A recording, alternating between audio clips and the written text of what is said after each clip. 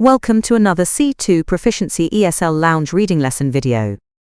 Today we will be reading 4 letter to the editor responses to analyze the different arguments and rhetorical styles used to debate a controversial proposal. Let's begin with some vocabulary. Absolutist. Demanding total adherence to a principle, without exception. Amputation, the action of surgically cutting off a limb, a sudden removal. Apologist. A person who offers an argument in defense of something controversial. Callously. In a way that shows an insensitive and cruel disregard for others. Footfall. The number of people who enter a shop or business in a particular period. Incredulity. The state of being unwilling or unable to believe something. Insurmountable. Too great to be overcome. Manifest. Clear or obvious to the eye or mind. Polemic. A strong verbal or written attack on someone or something. Pragmatic. Dealing with problems in a practical way, rather than by following strict ideas. Reactionary. Opposing political or social progress or reform. Sanitization. The process of making something less offensive by removing subversive details. Great! Now you know the key words, let's read the texts. You are going to read 4 letters written in response to a newspaper article. Read them carefully to understand each writer's argument and tone. Afterwards, you will answer 10 questions to check your interpretation of each letter. Let's start with text A. Dr. Aristhorn. Sir, your columnist's recent polemic in favor of absolutist pedestrianization is a startling masterpiece of well-intentioned but dangerously simplistic thinking. It really is. Of course, we all desire cleaner air and less urban congestion. The proposal, however, is a blunt instrument where surgical precision is required. It completely ignores the complex, fragile economic ecosystem of a modern city center, which relies on a constant, unimpeded flow of goods, services, and, yes, vehicles. Think of the logistical nightmare for small businesses expecting deliveries. Consider the immense mobility challenges for elderly shoppers and people with disabilities, who would be effectively excluded. The author's utopian vision paints a lovely picture of children playing in car-free streets, a beautiful image. But this romantic fantasy callously disregards the lived realities of those who keep the city functioning day to day.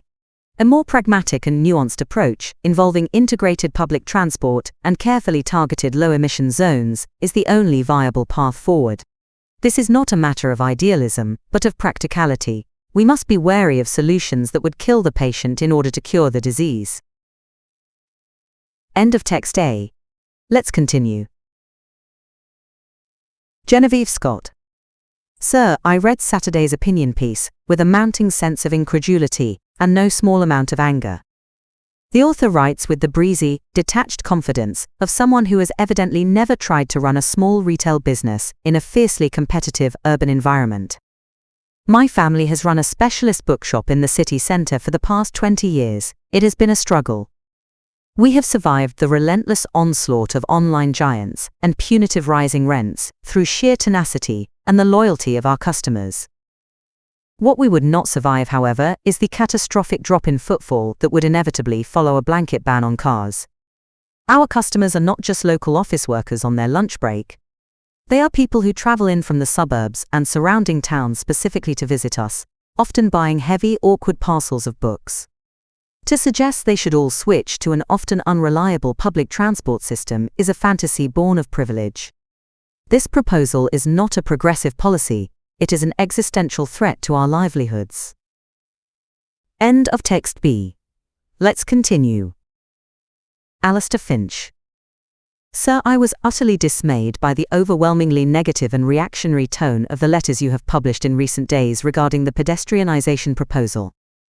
The arguments presented are tiresome, predictable, and, frankly, profoundly selfish. They are the same arguments trotted out every time progress is suggested. Of course, there would be logistical challenges to overcome, but these are not insurmountable obstacles. They are simply problems of will, imagination, and investment. The claim that city centers would die is a classic example of unsubstantiated fearmongering. It is directly contradicted by the overwhelmingly positive experiences of countless European cities that have successfully implemented such schemes and are now reaping the substantial rewards. Their city centers are now thriving, vibrant, human-scaled hubs for culture and community. They are not the commercial ghost towns the prophets of doom predicted. The constant prioritization of individual, private convenience over collective well-being and the long-term health of our planet is, I believe, a deep moral failure. It is time we showed a little courage. End of text C. Let's continue. Dr. Richard Hobson. So, while your columnist's argument for pedestrianization is compelling on its surface, it focuses exclusively on the environmental and social benefits, while completely overlooking a significant cultural and architectural drawback. The automobile, for all its manifest and undeniable faults, has been a central protagonist in the narrative of the modern city for over a century. It is a fact. Our urban landscapes, our architecture, our social geography, and even our collective psychology have been shaped by its presence, for good and for ill. This profound cultural integration cannot simply be dismissed or ignored in policy discussions.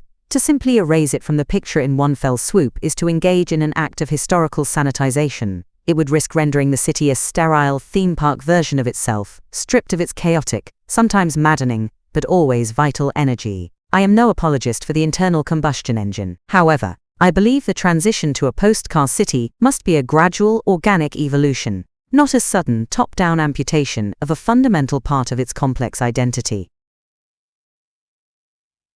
Okay, time for a few questions to check your understanding. Question 1. Which writer implies that supporters of the proposal are disconnected from practical realities?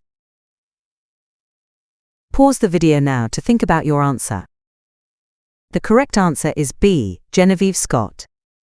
The text says the author writes with the confidence of someone who has evidently never tried to run a small retail business, implying a disconnection from practical reality.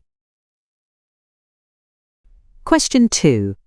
Which writer suggests that opposition to change is a recurring pattern rather than a genuine concern? Pause the video now to think about your answer.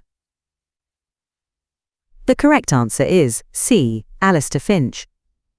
The text claims, they are the same arguments trotted out every time progress is suggested, which frames the opposition as a predictable recurring pattern.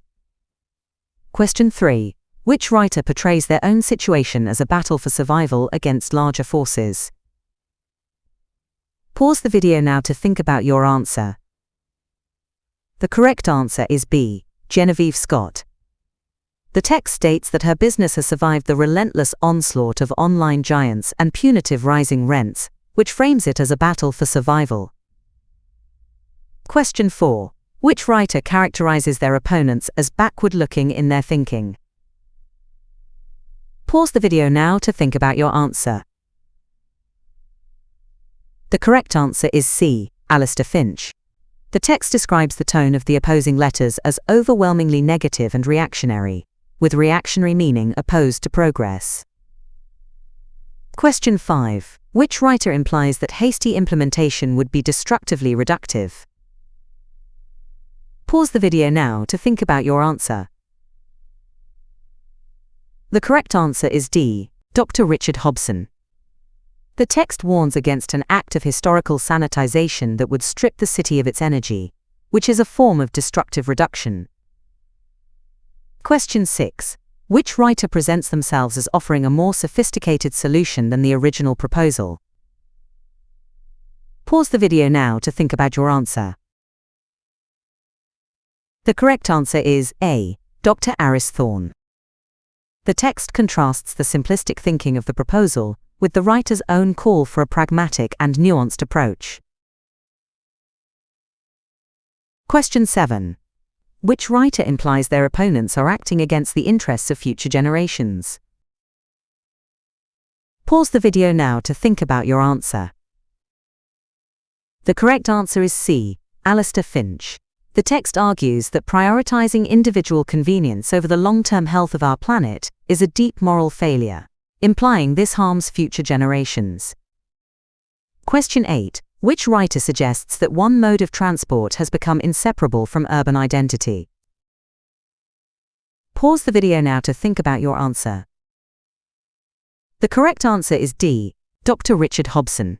The text argues that the automobile has been a central protagonist in the narrative of the modern city, making it inseparable from its identity.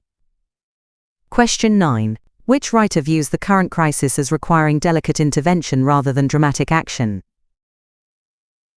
Pause the video now to think about your answer. The correct answer is A. Dr. Aris Thorne. The text contrasts the proposal, a blunt instrument, with the need for surgical precision, which is a metaphor for delicate intervention. Question 10. Which writer suggests their opponents refuse to learn from demonstrable success? Pause the video now to think about your answer.